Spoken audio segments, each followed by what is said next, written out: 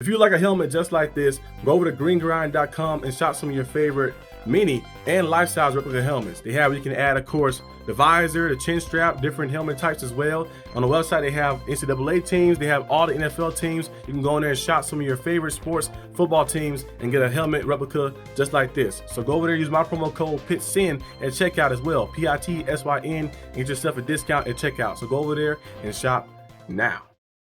Hello my viewers, welcome back to the channel. My reveal title, you know what this video is about. We're breaking down some free agents and some draft candidates as well, prospects, different individuals who can fill that spot, you know, add more depth to defensive tackle. As you guys know, the Steelers probably do need to add more depth there in that spot, nose tackle, defensive tackle, some more D linemen. So this is me breaking down this. I'm also having another one course about some cornerbacks we possibly can get to be our cornerback 2 or 1, depending on how good they are, of course, as well. So I'm gonna do that video probably later this week or something like that, so be on the lookout for that. But yeah, we breaking down some defensive tackles I think the Steelers should go out there and get. Let's start off first with Milton Williams. Milton Williams, of course, as you guys know, he plays for the Philadelphia Eagles. He coming off his best year as an Eagle, actually, 5 sacks, playing some pretty good football with the Eagles. Now the Eagles are in the Super Bowl, of course. So he's a guy who is just very, very talented. Very talented.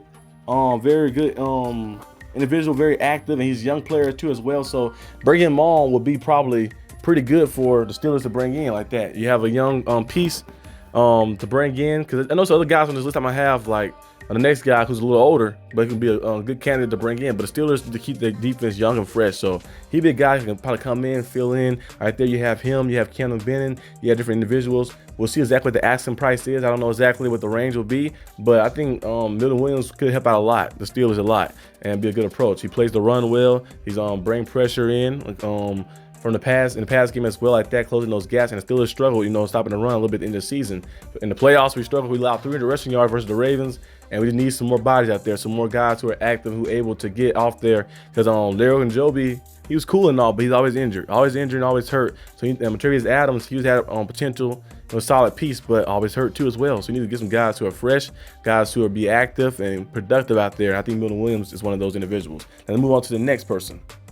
The next person on my list, of course, is former Steeler and 49er as well, Javon Hargrave. Javon Hargrave, of course, you know, he was drafted by the Steelers. You know, his first year with the Steelers, he had 2 sacks again, 6.5 sacks, 4 sacks. And then, you know, he went to the Philadelphia Eagles, you know, 4.5 sacks, 7.5 sacks, 11 sacks 1 year to Philadelphia Eagles, then 7 sacks in 2023. Now, last year, of course, he was injured. He recorded 1 sack, but, you know, when he's healthy, he's still a very productive player inside. And he's a veteran presence to have. Right now, I think he's 32, right? 31 years old. Turned 32 in a little bit next month. So he's still very productive, still in the midst of his prime. When he's healthy, he's very good. Now, this kind of right here might be a little kind of shaky one, like 50-50 on a little bit, because he is productive, but the injury concerns. We already got Lego and Joby, who was injured, who we're going to probably get rid of, or probably most likely probably cut, and some other guys who on our team. We need to get like fresher. So I probably wouldn't be fully jumping on this on free agent signing right here, Javon Hargrave, which would be cool to have, but you know, the Steelers need to make sure the guys are fresh and stuff. So the injury concern might be a little thing, and depending on the asking price as well. But Javon Hargrave is a good player when he's healthy. When he's healthy, he's a very good player, productive. He's been in the system before, recording one of his best seasons in the system. Of course, his best happened with the Eagles, of course, with 11 sacks, but still having some pretty good season with the Steelers like that. We put up 6.5 sacks, putting up 4 sacks as well like that, and being good in the run game and pass game as well like that. Being this versatile piece you can move and use in the inside. So if he's available and the Steelers have no other options and stuff, of course, as well, like Milton Williams, who I think will be probably the first option, should be the first option to go after, I think you sign and you bring in Javon Hargrave. But let me move on to the next person who I think the Steelers should bring in as a defensive tackle as well. The next person is another Javon, Javon Kinlaw. As you guys know, he played, of course, with the 49ers.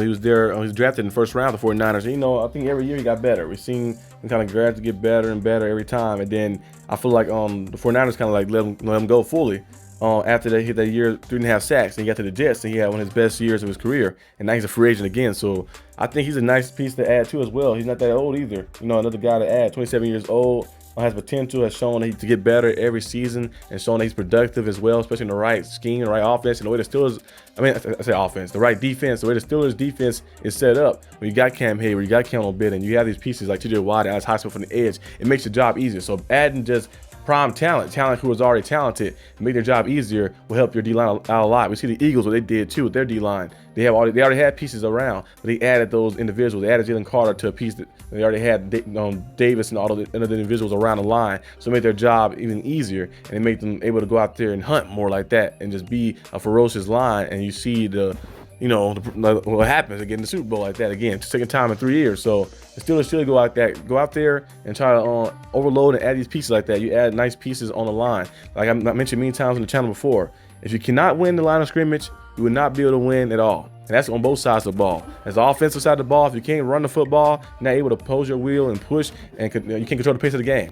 When you're able to run the football, you control the pace of the game. You control what you do like that, and you can kind of like just distribute everything. Like, I want to run this way. You see how the Eagles operate, and you see how the 49ers, when they are healthy, like they last year they had the injuries, of course, this season right here. When they're healthy, you see how they operate, able to do things. The teams that have that great offensive line, the presence, they're able to go out there and do a lot of things. Look at the Chiefs as well. You're able to control the pace of the game. And same thing for defense. If you're able to disrupt them, you control winning the line of scrimmage, you're able to disrupt them and get guys out there and get back to them, and able to stop their run and make it where they one-dimensional. You got to keep passing it, and your pass rushers can go out there and hunt. You can go out there and win a lot of games too. So that's what the football is won at. The people who are closest to the football are the ones who affect the game the most. Everybody affect the game, of course, but the ones who are closest to the football affected the most. So like the D linemen, the edge rushers, the quarterback, like that, those individuals who are up there, the O linemen, those are the guys that affect the game the most, because without those pieces in the front, controlling the pace and controlling the tone of the game, they'll be different like that. So you need to add those pieces. I think the Steelers need to add guys. So like I mentioned, Williams, Jalen Hargrave, Javon Kinlaw, a guy who's shown he's improving a lot, will be another piece to add and be a nice piece to add. But another guy too I have on the list as well is a draft prospect, one from Ohio State. And his name is, of course, Tyleik Williams. I think I made a video about him before I think it was on my channel, my personal channel, the Arsenal D.B channel. I made a video about him. Tyleik Williams, defensive tackle, Ohio State, 6'3", 327 pounds. He ran a 4.6 40 time at that size. He's very quick, a good tackler. He's very good in run defense. That's what Steelers kind of struggle and needing piece right there. He probably gonna be most likely a second round-ish pick, maybe third round. If he slipped there, I doubt he get past the second round, but he's around that range, second round pick. Could be a late first rounder. Somebody said 32nd pick, they want to take him, somebody around that range, but I think he's a second round type guy, and he's gonna be a guy who can be very versatile. Kind of reminded me a little bit of Kobe Turner a little bit, in a sense, where his versatility and ability to go out there and the quickness he has at that size. He's good in run defense, good bull rusher as well, with great strength and power, and can play all around positions around the line too as well. You can move him around because he has that speed and quickness as well at that size. A guy who's 327 pounds shouldn't be running 4.6. So he's able to do that and make things happen. Good IQ, great timing as well like that. His get off is very good. So he's a guy who can be very versatile piece for the Steelers, and he's adding more to your young core. You already have Kendall Benning. We've seen him improve every single time. And, of course, the TJ Wise, Alex Highsmith, and the Cam Haywards, the greatness of him. Adding a guy like Tyleik Williams will be great to add to the team. I think he'll open up so much more for our team and so much more for our defense as well like that. And just to build that young core as well, to stay young, fresh, and still a dominant defense. I know our defense allows some things to happen, the rushing things, rushing attack that happened like the last few games. We lost to the Eagles, and we lost to the Chiefs, we lost to the Ravens, and then who was lost to the Bengals and stuff like that. We couldn't stop the run fully a lot in those games, and then the Ravens playoff game as well.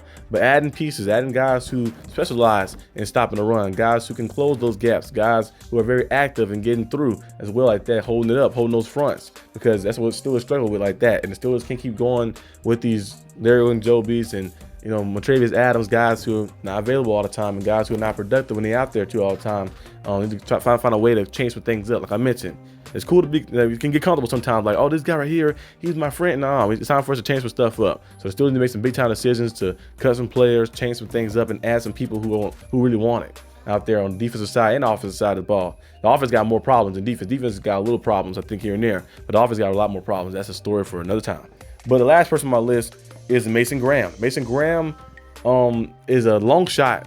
I put him in number 5. He's a long shot on the list right there. He's basically on runner-up. Not a runner-up, but he's basically like a dark horse pick, because there's no possible way he should get past number 5 on the draft board. But you never know what could happen.